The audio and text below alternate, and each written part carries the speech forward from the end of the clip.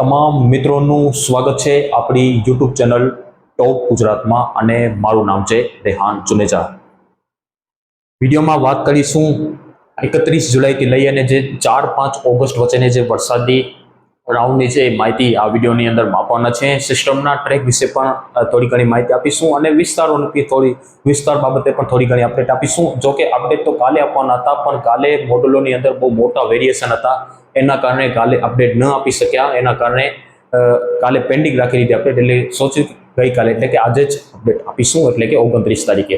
તો આજે વિસ્તાર બાબતે પણ થોડીક માહિતી આપવાની છે। અને હજુ સુધી યુટ્યુબ ચેનલને સબસ્ક્રાઇબ ન કરીએ તો યુટ્યુબ ચેનલને ટોપ ગુજરાતને સબસ્ક્રાઇબ કરી લેજો, સાથે વિડીયોને લાઇક આપી અને દરેક ગ્રુપમાં શેર કરવાનું રાખજો, જેથી અન્ય મિત્રો પણ આપણી ચેનલ સાથે જોડાઈ શકે અને અન્ય મિત્રોને પણ આ માહિતી પહોંચી શકે। સૌથી પહેલા આપણે સિસ્ટમના ટ્રેક બાબતે વાત કરીએ તો અત્યારે મિત્રો સિસ્ટમ છે એ દક્ષિણ ગુજરાત અને મધ્ય ગુજરાત સુધી આવે તેવી સંભાવના 99% લાગી રહી છે, 99% લાગી રહી છે કે આ સિસ્ટમ મધ્ય ગુજરાત સુધી આવી શકે છે। અને ત્યાર પછી મોડલોમાં હજી સુધી વેરિએશન છે, તો એની વાત તો આપણે તો વાત ત્યારે થાય જ્યારે સિસ્ટમ મધ્ય ગુજરાત સુધી આવે ત્યાર પછીના ટ્રેકની બાબત છે, ત્યાર પછીની વાત થાય।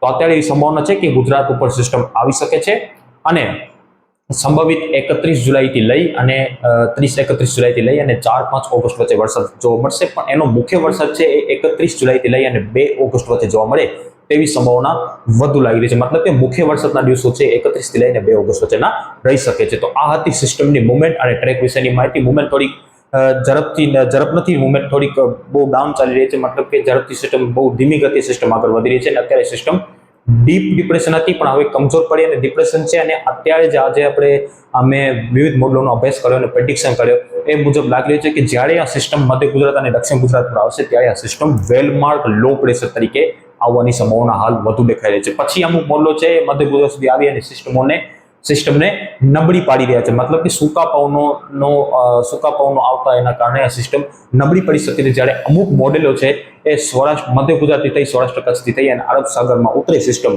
એવી પણ હાલ લેટેસ્ટ વેધર મોડેલોની અપડેટ છે, પણ એ વાતો છે પછી કરીશું આપણે જ્યારે સિસ્ટમ મધ્ય ગુજરાત ઉપર આવશે ત્યારે આપણને વધારે ખ્યાલ આવશે, મતલબ કે સિસ્ટમ ગુજરાત નજીક આવશે ત્યારે વધુ ખ્યાલ આવશે કે આ સિસ્ટમ આગળ જવાની ક્યાં છે।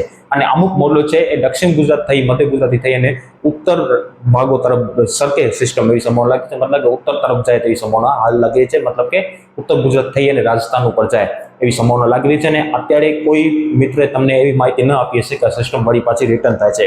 મને એવો હાલ અંદાજ દેખાઈ રહ્યો છે કે આ સિસ્ટમ જો ઉત્તર તરફ જાય છે તો વળી પાછી ઉત્તર ભારતથી આ સિસ્ટમ 7-8 ઓગસ્ટ વચ્ચે વળી પાછી રિટર્ન થાય છે અને પછી રાજસ્થાનથી વળી પાછી ઉત્તર ગુજરાત ઉપર આવે તેવી સંભાવના હાલ દેખાઈ રહી છે। ઉત્તર ગુજરાત અને કચ્છના બાબત પર એ હજી થોડું આગળનું છે, એમાં થોડું ઘણું ફેરફાર પણ થવાની સંભાવના દેખાઈ રહી છે, પણ જો સિસ્ટમ ઉત્તર ભારત તરફ જાય તો પણ અત્યારે વિવિધ મોડલોમાં અત્યારે ઘણા બધા વેરિએશન છે, પણ એ ફાઇનલ છે કે સિસ્ટમ છે દક્ષિણ ગુજરાત અને મધ્ય ગુજરાત ઉપર આવે તેવી સંભાવના 99% લાગી રહી છે। ત્યાર પછીની વાતો છે આપણે પછી અપડેટ આપીશું। હવે વિસ્તાર બાબતે થોડી ઘણી અપડેટ આપીએ તો સૌપ્રથમ 31 જુલાઈથી લઈ અને 2 ઓગસ્ટ મુખ્ય તારીખો છે, એમાં ભારેથી લઈ અને અતિ ભારે વરસાદ અમુક વિસ્તારોની અંદર જોવા મળશે, જેમાં દક્ષિણ ગુજરાતથી સૌપ્રથમ શરૂઆત કરીએ તો દક્ષિણ ગુજરાતના તમામ જિલ્લાઓ જેમાં ભરૂચ, સુરત, વલસાડ, નવસારી, તાપી, નર્મદા, ડાંગ અને બિલીમોરા જેવા વિસ્તારો છે, નર્મદા છે, આ વિસ્તારોની અંદર તમામ ભાગોની અંદર 31 જુલાઈ મતલબ કે આવતીકાલથી વરસાદના વિસ્તારોની અંદર વધારો જોવા મળી શકે છે અને ત્યાં મધ્યમથી ભારે તો અમુક વિસ્તારોની અંદર અતિ ભારે વરસાદ પણ જોવા મળે તેવી સંભાવના હાલ દેખાઈ રહી છે।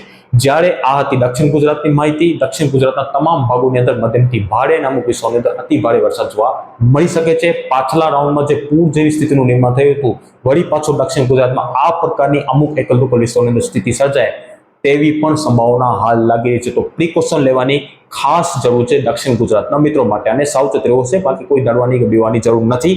અમુક વિસ્તારોની અંદર અતિ ભારે વરસાદના કારણે પૂર જેવી પણ સ્થિતિનું નિર્માણ થઈ શકે છે, જેમ પાછલા રાઉન્ડમાં થયું હતું એમ।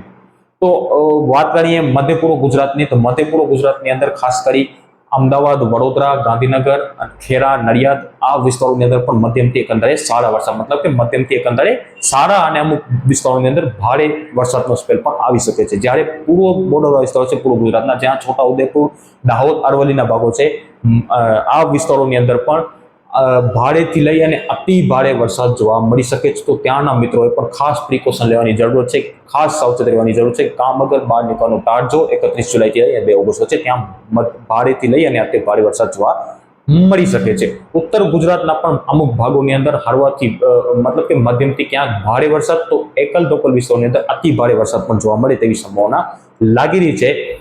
વિસ્તારની માહિતી આપીએ તો બનાસકાંઠા, સાબરકાંઠા અને મહેસાણાના ભાગો છે, આ વિસ્તારોની અંદર ક્યાંક અતિ ભારેનો પણ સ્પેલ આવી શકે છે. સૌરાષ્ટ્રના તમામ ભાગોની અંદર સારી સંભાવના છે, પણ અમરેલી, ભાવનગર, ગીર સોમનાથ, બોટાદ, સુરેન્દ્રનગર, મોરબી આટલા વિસ્તારો છે, જામનગરના અમુક ભાગો છે, આ વિસ્તારોની અંદર પણ મધ્યમથી એકંદરે ભારે વરસાદ અને ક્યાંક સીમિત વિસ્તારોની અંદર એકંદરે સારા વરસાદ જોવા મળી શકે છે.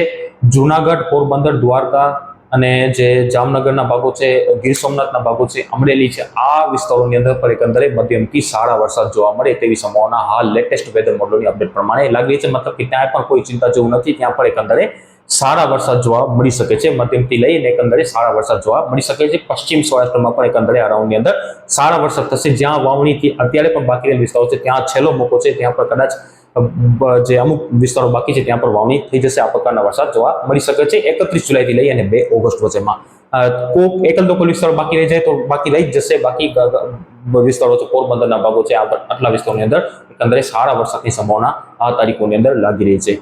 વાત કરીએ કચ્છની, તો કચ્છના પૂર્વ ભાગોની અંદર વધુ સંભાવના છે, જેમાં વાગર અને રાપર, ભચાઉના ભાગો છે, સામખિયાળી છે, આ વિસ્તારોની અંદર એકંદરે ભારે થી લઈ અને અમુક વિસ્તારોની અંદર અતિ ભારે વરસાદ જોવા મળી શકે છે. મધ્યમથી ભારે અને અમુક વિસ્તારોની અતિ ભારે વરસાદ જોવા મળશે. બાકી ઉત્તર કચ્છના ભાગો છે, બની, ખાવડા, હાજીપીર સહિતના વિસ્તારો છે, ત્યાં પણ ભારે વરસાદ જોવા મળી શકે છે. કચ્છના દરિયાકાંઠાની અંદર પણ એકંદરે મધ્યમથી સારા વરસાદની સંભાવના હાલ દેખાઈ રહી છે. એટલે કે એકંદરે કચ્છની અંદર પણ એકંદરે સારા વરસાદ જોવા મળશે. અને મિત્રો, આ ટૂંકો રાઉન્ડ છે, મતલબ કે વધારે લાંબો નથી, ટૂંકો રાઉન્ડ છે, પણ સાર્વત્રિક રાઉન્ડ છે. ઘણા વિસ્તારો કવર કરી શકે છે આ રાઉન્ડની અંદર. સિસ્ટમના ટ્રેક અને મુવમેન્ટ ઉપર આધાર રહેશે. જો સિસ્ટમ વધારે પશ્ચિમમાં હાલી અને નીચે હાલી તો બાકી સૌરાષ્ટ્રને પણ મોજ કરાવી શકે છે. હાલ આગળની અપડેટો જોતા એવું લાગી રહ્યું છે, પણ આગળ શું થશે તેની પરિપરની માહિતી આપીશું. હાલ પશ્ચિમ સૌરાષ્ટ્ર માટે પણ એક સારી અપડેટ અને સારા સમાચાર છે કે દેવભૂમિ દ્વારકા, પોરબંદર અને જામનગરની અંદર એકંદરે સારા વરસાદ જોવા મળશે. દક્ષિણ સૌરાષ્ટ્રમાં સારા વરસાદ જોવા મળશે. મધ્ય, દક્ષિણ અને પૂર્વ ગુજરાતની અંદર ભારેથી અતિ ભારે વરસાદ જોવા મળશે. ઉત્તર ગુજરાત અને કચ્છના અમુક ભાગોની અંદર પણ મધ્યમથી ભારે, અમુક વિસ્તારોની અંદર અતિ ભારે વરસાદ જોવા મળશે. અને આ પ્રકારે સ્થિતિ જોવા મળી શકે છે. રાઉન્ડ છે એ 31 જુલાઈથી લઈ અને 4-5 ઓગસ્ટ સુધી ચાલુ રહી શકે છે, પણ એની મુખ્ય તારીખો છે એ છે 31 જુલાઈથી લઈ અને 1-2 ઓગસ્ટ. તેમાં વધારે સંભાવના દેખાઈ રહી છે. હાલ દક્ષિણ ગુજરાત અને મધ્ય ગુજરાતના ભાગો સુધી સિસ્ટમ આવી શકે છે. ત્યાર પછી શું થશે તેની માહિતી છે આપણે આગળના વિડીયોમાં માહિતી આપવામાં આવશે. જ્યારે સિસ્ટમ નજીક આવશે ત્યારે વધુ ખબર પડશે કે ત્યાર પછી શું થવાનું છે. અત્યારે એવી સંભાવના છે કે સિસ્ટમ ગુજરાત ઉપર આવી રહી છે અને એકંદરે સારા વરસાદ જોવા મળી શકે છે. અમુક વિસ્તારોની અંદર દક્ષિણ ગુજરાત અને મધ્ય ગુજરાતની અંદર મિત્રો પાછલા રાઉન્ડમાં જે પૂર જેવી સ્થિતિનું નિર્માણ થયું હતું, ઝડપલે જેવી, એવી આ રાઉન્ડની અંદર આ વિસ્તારો અમુક એવા એકલ દોકલ વિસ્તારો છે ત્યાં આ પ્રકારે વળી પાછી સ્થિતિનું નિર્માણ દક્ષિણ ગુજરાતની અંદર થઈ શકે છે. તો એટલે સાવચેત રહેવો પડશે અને પ્રિકોશન લેવાની જરૂર છે. બાકી ડરવાની કે બીવાની કોઈ જરૂર નથી. એકંદરે સારા વરસાદ તમામ ભાગોની અંદર જોવા મળી શકે છે. અંતમાં પણ નિવેદન રહેશે કે જો અમારી યુટ્યુબ ચેનલને સબસ્ક્રાઇબ ન કરીએ તો ટોપ ગુજરાતને સબસ્ક્રાઇબ કરી દેજો. સાથે સાથે વિડીયોને લાઈક આપી અને તારી ગ્રુપમાં શેર કરી દેજો, જેથી અન્ય મિત્રોને પણ આ માહિતી પહોંચી શકે. મળીશું આવતા નેક્સ્ટ વિડીયોમાં. આભાર.